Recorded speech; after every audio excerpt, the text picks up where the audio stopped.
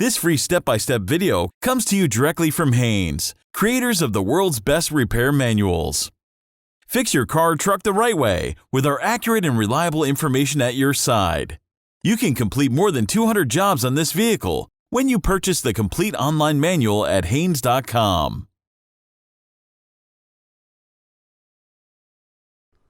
Pull the hood release lever, located on the driver's side kick panel.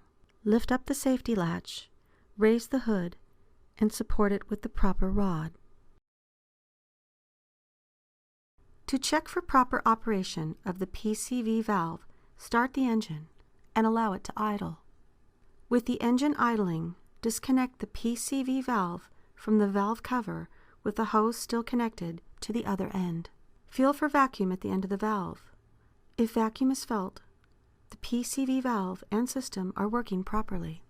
If no vacuum is felt, remove the valve and check for vacuum at the hose.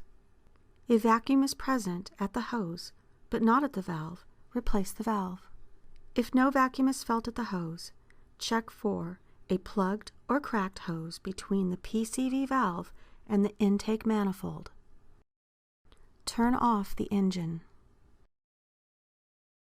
Check the rubber grommet in the valve cover or intake manifold for cracks and distortion. If it's damaged, replace it. If the valve is clogged, the hose may also be plugged. Remove the hose between the PCV valve and the intake manifold and clean it with solvent. After cleaning the hose, inspect it for damage, wear, and deterioration.